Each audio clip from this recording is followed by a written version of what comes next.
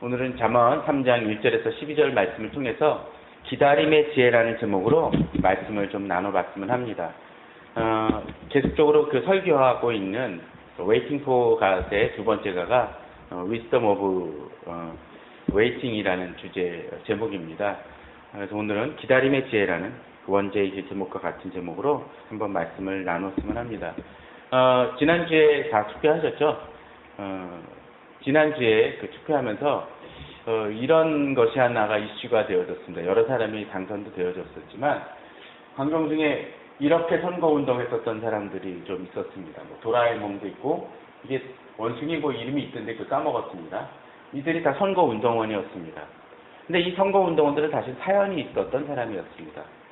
이렇게 선거운동하면서 뭐 아이들의 미래를 바꿉시다 이렇게 했었는데 여기는 은평 을군가 그쪽 속에서 당선이 되어진 박주민이라는 사람입니다. 어느 당이냐가 중요한 게 아니라 이분은 어떤 사람이냐면 세월호 사건이 벌어지고 그쪽 세월호 유족들을 위해서 변호사로서 활동을 했던 분이었습니다.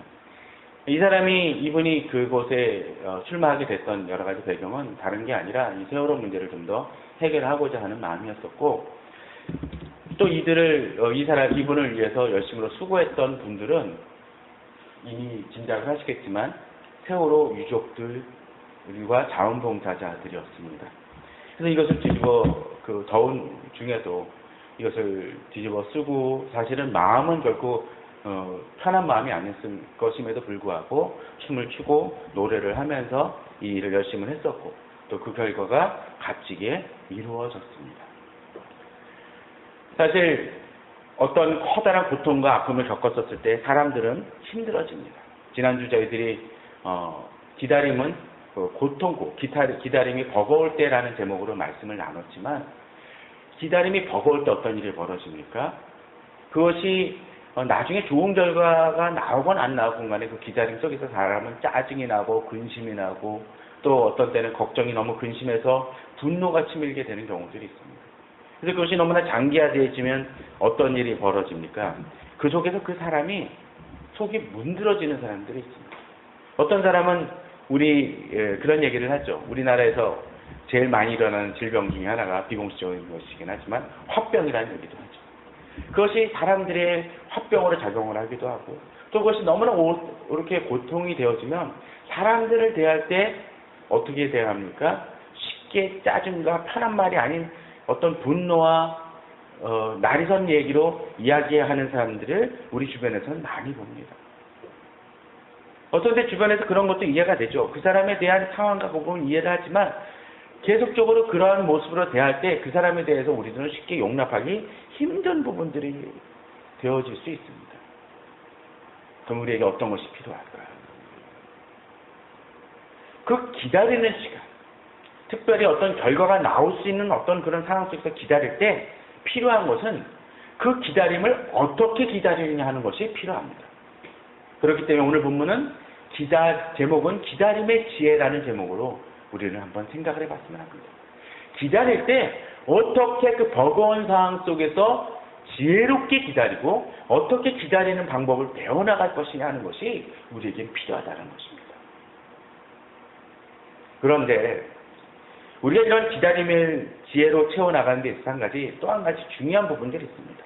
그건 뭘까요? 기다릴 때 지난번에도 한번 이야기를 드렸지만 세상의 기다림과 그리스도인의 기다림은 다르다는 것입니다. 세상의 기다림은 어떤 때 기다려서 나중에 그것을 얻을지 모르지만 그것은 마치 자기 자신에게 있어서 한시적이고 제한적이고 사라져버리는 것일 수 있습니다. 그에 반해서 그리스도인의 기다림은 어떤 것입니까? 기다릴 때 있어서 분명한 실체와 결과라는 것을 아는 것이고 또 기다리는 그 대상, 우리가 기다리고 그 기다림 속에서 의지하는 대상이 어떤 분? 하나님 아버지시고 이 세상 모든 만물을 다스리시는 분이기 때문에 우리는 더 기다릴 수 있습니다. 마치 내가 생각하기에는 어떤 답이 나오지 않는다 할지라도 기다릴 수 있다는 것이죠. 그러게 우리는 좀 더 다릅니다. 지난주에 보니까 미세먼지와 안개가 좀 심했던 날이 있었습니다. 미세먼지, 안개가 너무 심하다 보니까 저 바깥에 있는 그리 멀지 않는 그 건물조차도, 대형 건물조차도 제대로 보이지 아니하는 모습이 있었습니다. 우린 그럴 때 어떤 때 그 동네를 잘 아는 사람은 저게 뭐가 있구나라는 걸 압니다. 안 보여도 압니다. 그러나 그 동네를 잘 모르는 사람은 어떻습니까? 거기 어떤 건물이 있는지 모르고 내가 나아갈 길이 어떤 것인지 모르니까 불안해합니다. 그런데 우리는 그런 불안 속에서 또 한 가지 중요한 포인트가 하나가 있습니다. 방금 이야기를 했던 것처럼 지난주에 미세먼지도 많았다고 했는데 우리는 앞에 있는 안개로 인해서 안 보이는 것만 두려워하지 사실은 그 미세먼지, 바로 그 안개 속에 또 하나 숨어있는 그 미세먼지가 나를 좀먹고 있다는 것을 깨닫지 못한다는 것이죠. 우리가 그럴 수 있습니다. 내 삶에 있어서 그러한 문제들이 우리 자신을 좀먹고 있다는 것을, 나를 파괴시키고 있다는 것을 모를 수 있다는 것이죠. 오늘 본문은 그 속에서 우리가 어떻게 이겨나가야 될지를 보여줍니다. 첫 번째, 1절입니다. 자, 1절에 뭐라고 되어 있나요? 내 아들아 나의 법을 잊어버리지 말고 내 마음으로 나의 명령을 지키라 라고 되어 있습니다. 자, 이것은 기본적으로 잠언이기 때문에 솔로몬이 그의 아들이나 또는 구손에게 남기고 싶은 이야기입니다. 그러나 또 그와 궁극적으로 이 말씀은 어떤 것인가요? 하나님이 우리들에게 이야기하시는 것이기도 합니다. 하나님이 우리를 뭐라고 부르십니까? 아들아라고 부릅니다. 아들아라는 이 호칭은 이 하나님과 우리 사이의 관계가 어떠한지를 보여주는 것이라는 거죠. 만약 어떤 사람이 나에게 대해서 예를 들자면 호칭을 어떻게 부르느냐에 대해서 나를 대하는 모습이 나오게 되죠. 어떤 사람은 목사님이라고 대하는 사람들이 있는 반면에 어떤 사람은 양호야라고 이야기를 합니다. 또 어떤 사람은 야라고 얘기하는 사람이 있습니다. 어느 것이 나를 존중해 주는 것입니까? 목사님이라는 말이 제일 낫겠죠. 물론 그것도 목사님이라는 말도 빈정대면한 사람들도 종종 있긴 합니다. 그러나 야라든가 너라고 이야기하는 사람이 있다면 물론 친근함 속에서 나오는 것일 수 있긴 하지만 잘 모르는 사람이 그렇게 얘기한다면 나를 모욕하거나 하대하는 것일 수 있습니다. 그런데 하나님이 나를 뭐라고 불러요? 아들아라고 부릅니다. 그 아들아도 뭐라고 불러요? 내 아들아라고 부릅니다. 이 얘기는 하나님이 나를 어떻게 여겨주시는지 보여주는 것입니다.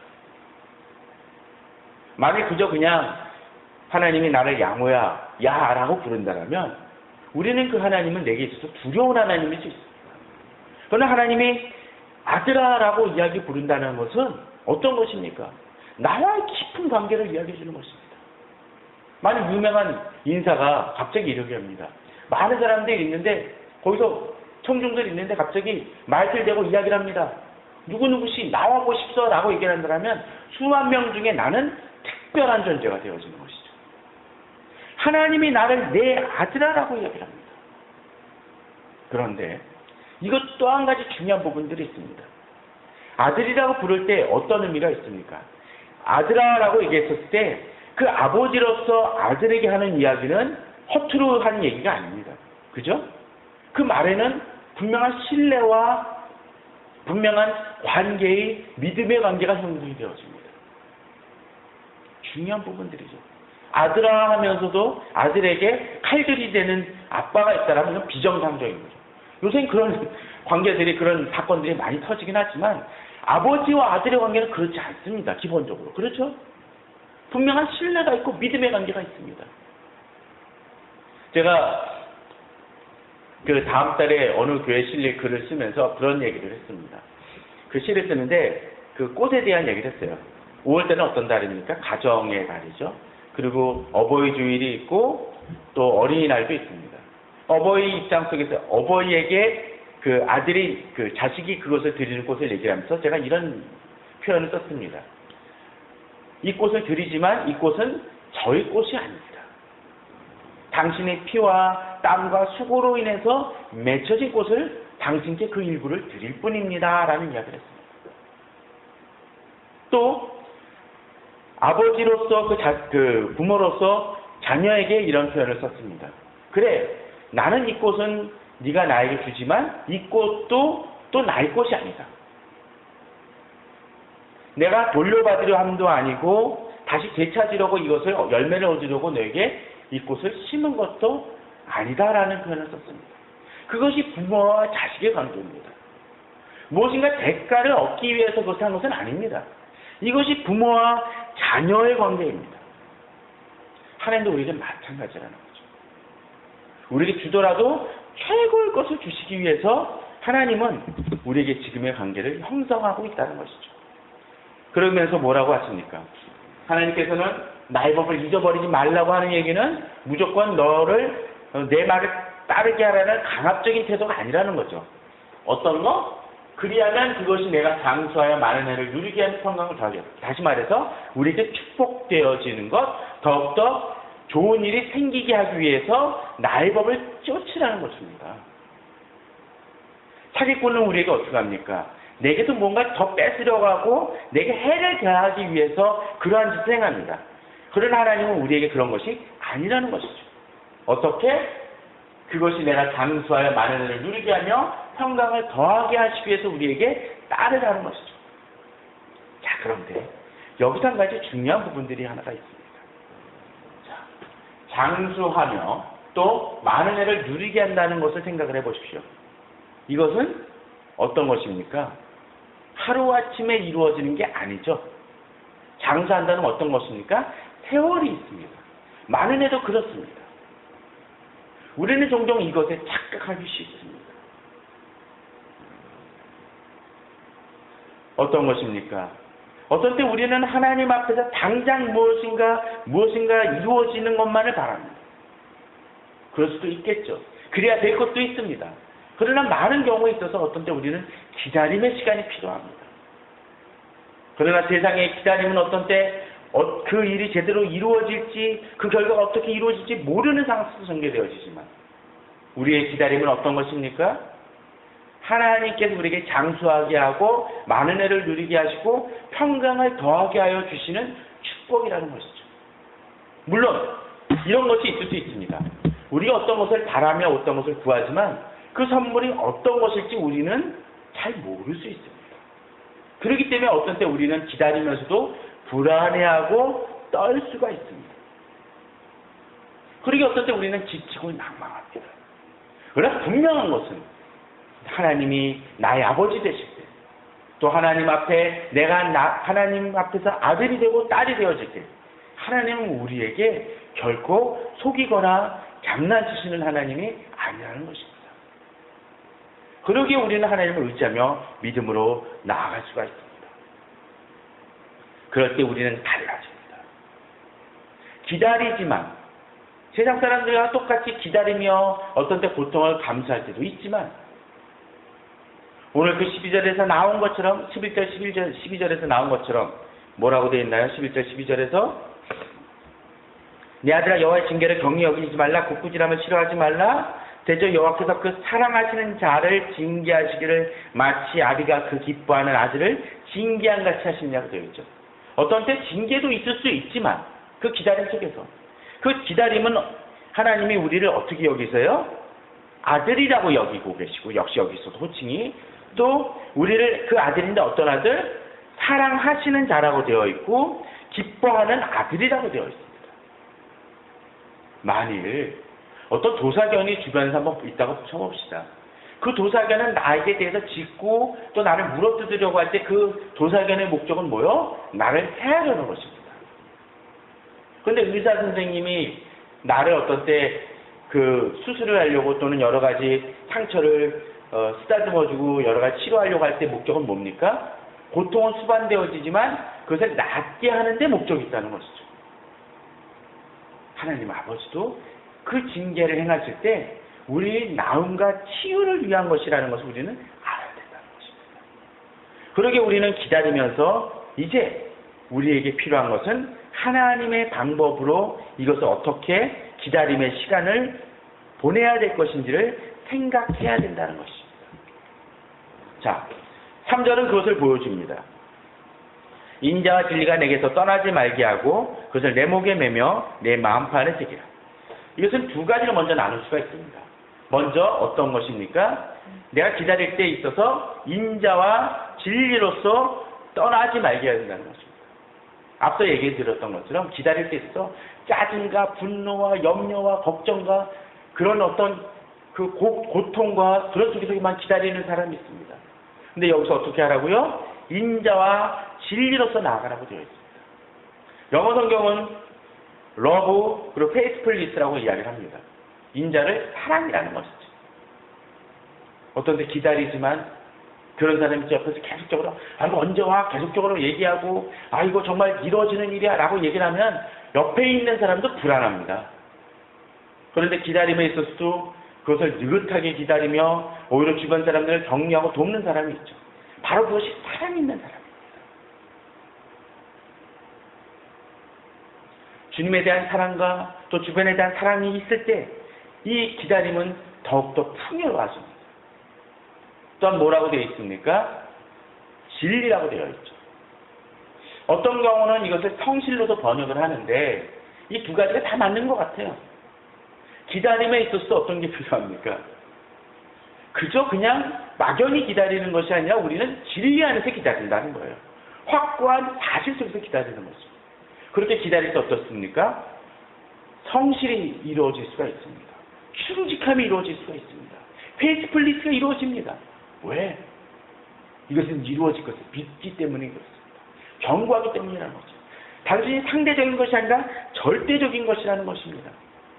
그러기에 그 흔들림은 있을 수 없습니다. 아니, 내가 흔들린다 할지라도 그것만큼은 흔들리지 않습니다. 우리들이 지치고 낭망되는 것은 바로 이 성실성과 이 믿음의 결여와 붕괴가 있기 때문에 그렇습니다. 세상은 엉뚱한 것을 의지할지 모르지만 우리는 진정으로 의지할 것을 의지하는 사람이라는 것이죠. 또한 본문은 이렇게 얘기를 합니다. 이제 인자진리가 내게서 떠나지 말게 이것을 같이 갖고 있는데 그와 더불어 뭐요? 그것을 내 목에 매며 내 마음편에 새기라고 되어 있죠. 하나님께서 우리에게 주신 그 진리와 그 사실을 어떻게 해요? 내 목에 매며 내 마음판에 새기며 나아가는 것이 필요하다라는 것입니다. 우리 성도님들은 어떻게 행하고 있습니까? 자, 그런데 여기서 또한 재미난 게 있죠. 내 목에 매며 내 마음판에 새긴다는 것입니다. 자, 목에 매며 내 마음판에 새기는 것은 다 이렇게 중히 여기는 건 맞는데 저는 이 두 가지를 한번 나눠봤습니다. 내 목에 매며라는 건 뭡니까? 자, 요번에 선거 끝나고서는 방송이 달라진 게 있다고 합니다. 심지어는 막 비난받는 그 종편마저도 이 세월호 리본을 달고 나왔대요. 선거 끝나고 3일 되니까 세상이 바뀐 것 같습니다. 이전에 정부를 비판도 안 했던 막 종편들이 막 무슨 이 선거의 문제, 선거의 실패의 원인은 뭐 이거다라고까지도 이야기를 한다고 합니다. 그래서 어느 정치평론가는 원래 그런 종편을 잘 안 나가는 분이었는데 종편에 나가면서 세상이 달라졌다라고 이야기를 하는 이야기도 들었습니다. 여기서 이 리본을 단다는 것은 어떤 의미입니까? 리본을 단다라는 것은 그 세월호 부분을 추도하고 기리고 잊지 않겠다라는 표현입니다. 세상도 이렇게 이야기를 하는데 이런 것을 생각하는데 우리 그리스도는 어떻습니까? 이 내복에 매면하는 것은 언제나 하나님의 말씀을 붙들고 나아간다는 것입니다. 좀 심하게 얘기해서 사실 세월호는 언젠가는 잊어야 될 부분입니다. 이 잊어야 된다는 것은 나쁜 의미에서 그냥 잊어버리고 그들을 내버려 두자는 의미가 아니라 이 문제가 제대로 해결되어져서 정말 그 아픔이 극복되어질 수 있도록 도와야 됩니다.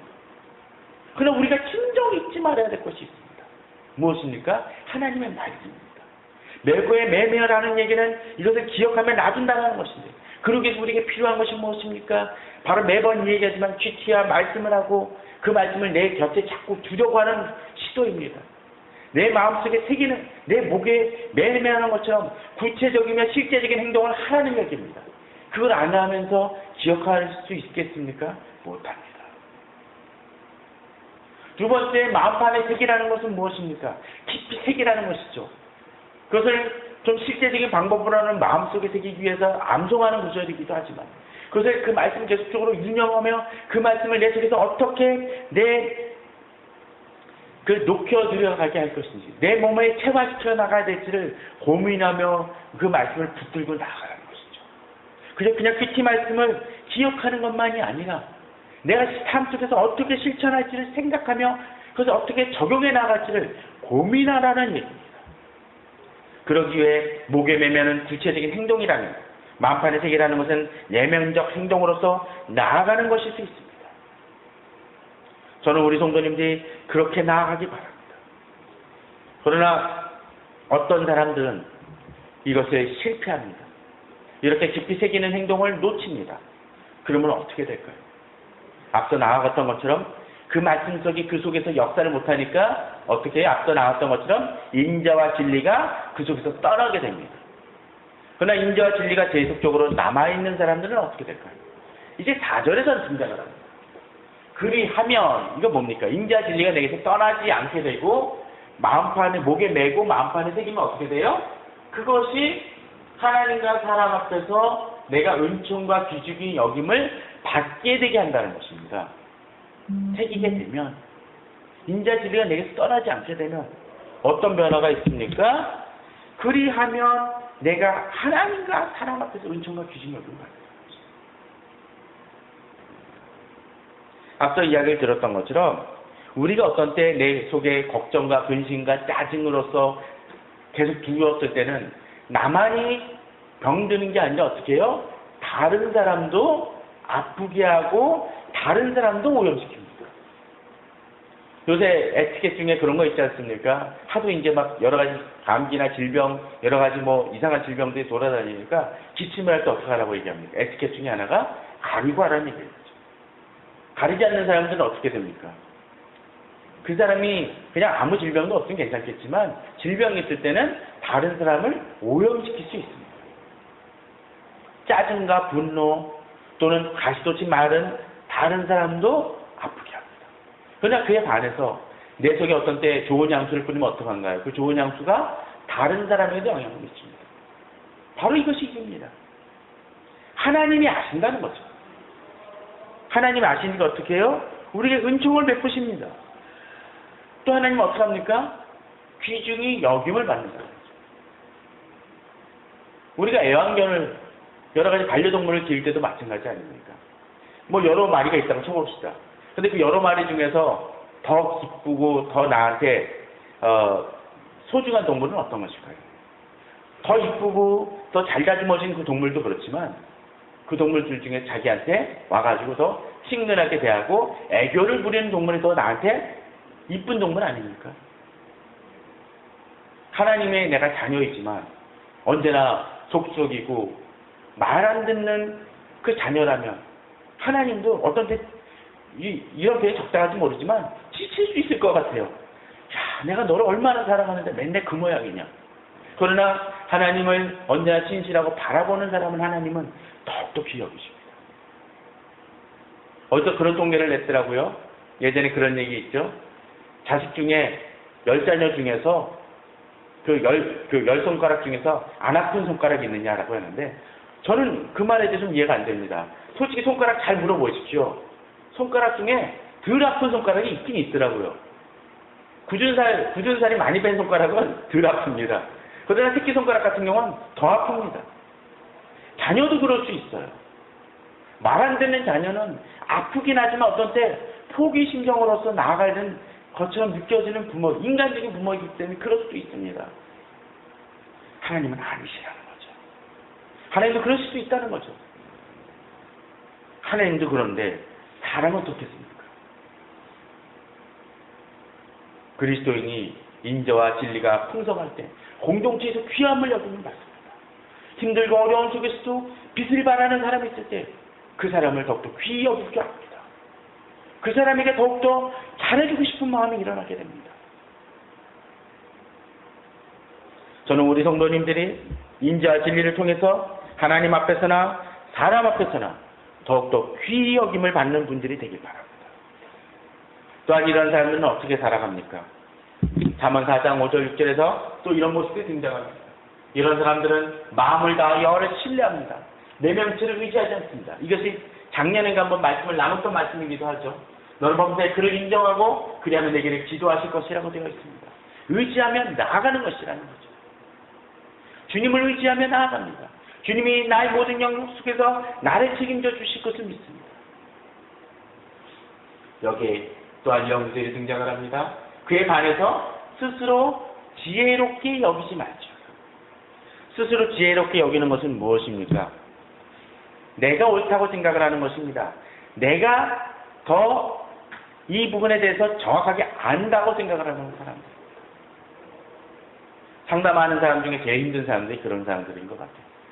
하나님 말씀에 대해서 하나님 뜻을 묻고 싶습니다라고 얘기를 했는데 열심히 설명하고 난 다음에 그래요 목사님 맞습니다. 그러고선 그 결정은 어떻게 합니까? 내 방식대로 결정을 해요. 그러고 나서 나중에 이야기를 하기를 하나님이 왜 내게 이렇게 어려움을 일을 꼬이게 하신지 잘 모르겠습니다.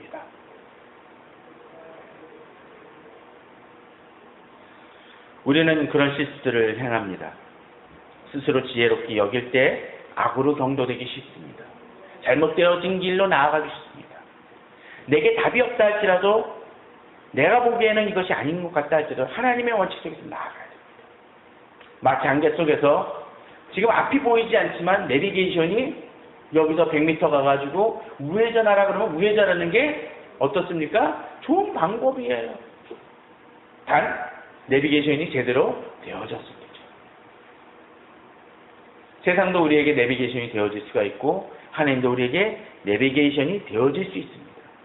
그 속에서 우리는 어떤 선택을 하면 나아갑니다. 자, 이제 이런 부분들이 등장을 합니다. 이제 이러한 일들이 벌어졌을 때 어떤 일이 벌어지냐면 8절 9절이 지금 빠져있는데 다시 보죠. 8절 9절을 볼까요? 8절에 이것이 내 몸에 양약이 되어 내 골수를 윤택하게 하리라 라고 되어 있습니다. 자, 8절에 뭐라고요? 내 몸에 양약이 되었다고 되어 있습니다. 또 내 골수를 윤택하게 한다고 되어 있습니다. 무슨 얘기입니까? 이렇게 하나님 앞에서 나아갈 때 하나님을 쫓으며 나아갈 때 이것이 내게 영양제가 된다는 것입니다. 보약이 되어진다는 것이죠. 우리가 건강에 대해서 챙기는 부분들이 어떤 게 필요합니까? 좋은 음식을 먹으면 건강이 좋아집니다. 근데 나쁜 음식만을 계속 먹으면서 좋아질 것이라고 생각이 되어지면 착각이라는 거죠. 아무리 건강한 사람이라 할지라도 몸 관리를 제대로 안 하면 결국은 그 결과가 어떻게 됩니까? 나중에 맺혀지게 됩니다. 아무리 건강한 사람이 젊은 사람들이 가끔 그런 얘기 많이 합니다. 대학교 때 이런 얘기를 종종 봅니다. 복학생들을 형들을 만나게 되면 대학교 때 그분들이 무슨 운동회라든가 체육대회 하고 난 다음에 나중에 그런 얘기를 해요. 야, 이거 몸이 예년 같지가 않아. 근데 그 선배들 중에 대부분이 담배를 심하게 피우는 사람들이 많아요. 그리고 한 2년 지나고 났더니 이제는 숨이 차서 못하겠다라는 얘기를 합니다. 이유가 뭡니까? 담배로서 몸에 해야 되는 것을 계속 또 했기 때문에 그렇습니다. 또 술 많이 마시는 사람들 중에 그런 사람들도 있습니다. 또는 패스트푸드에 너무 집착했던 사람들도 있습니다. 결과는 어떻습니까? 건강에 도움이 안 된다는 것이죠. 우리가 하나님의 말씀을 붙들고 나아갈 때 그것이 내 몸에 양약이 되어진다고 되어 있습니다. 내 골수를 윤택하게 한다고 되어 있습니다. 신앙생활은 오래 했지만 말씀을 붙들지 않고 살아간 사람은 또 그 말씀을 실천하지 않고 살아간 사람들은 결국 뻔합니다. 저는 우리 성도님들이 말씀을 붙들고 나아가길 바랍니다. 그것이 기다림의 지혜입니다. 이제 말씀의 뒷부분으로 넘어갑니다. 내 재물과 내 수산물이 처음 익은 열매로 여호와를 공경하라. 그러면 내 창고가 가득히 차고 내 포도즙 틀에 새 포도즙이 넘치다. 이것은 무조건 어떤 기복신앙을 이야기하는 것들이 아니라 진정한 하나님을 붙들고 나아가는 사람은 하나님께 감사할 줄 아는 사람이라는 것입니다. 저는 우리 성도님들의 그 감사 헌금도 자주 했으면 합니다. 이거는 많은 돈을 드리려는 것이 아니라 작은 것이라 할지라도 1,000원, 2,000원이라 할지라도 하나님 이렇게 해주셔서 감사합니다라고 표현할 수 있는 그런 모습이 필요합니다. 우리가 어떤 데 나에게 잘해준 사람한테 어떡합니까? 고마워라고 하면서 캔커피라도, 요새는 그 수준이 올라도 원두커피 하는 분들도 참 많이 있지만, 그렇게 행합니다.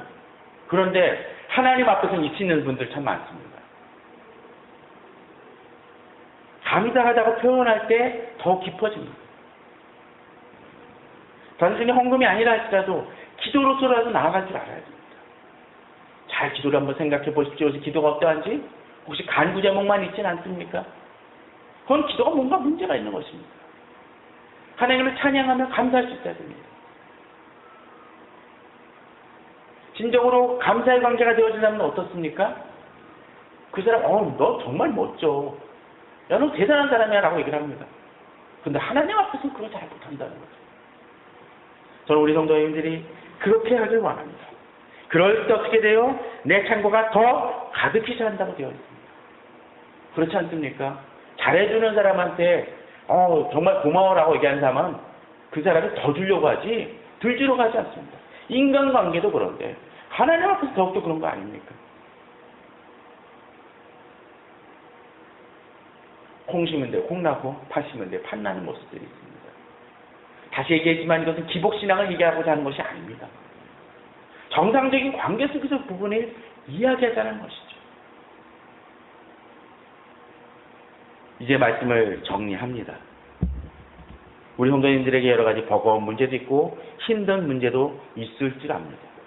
그러나 그런 속에서 어차피 기다리고 또 보내야 될 시간이 나면 그 시간을 지혜롭게 보내시기 바랍니다.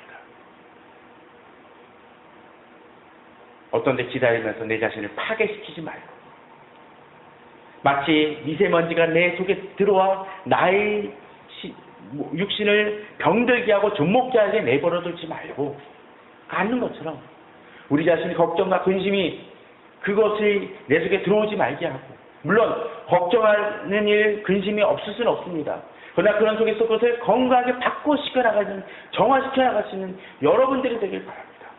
그러면 그럴 때 더욱더 주님을 의지하며 나를 아들아라고 부르시며 나의 딸아라고 부르시는 그 주님을 의지하며 믿음으로 나아가고 더욱더 또 그 주님의 나를 사랑하시는 그 주님을 의지하며 믿음으로 나아감을 통해서 그 말씀을 의지하며 나아감을 통해서 인자진을 붙들고 나아감을 통해서 더욱더 주님의 은혜를 경험하시고 언제나 믿으신 그 주님을 의지하며 믿음으로 나아가시는 우리 성도인들 되시기를 주님의 이름으로 축원합니다. 다 같이 기도하시겠습니다.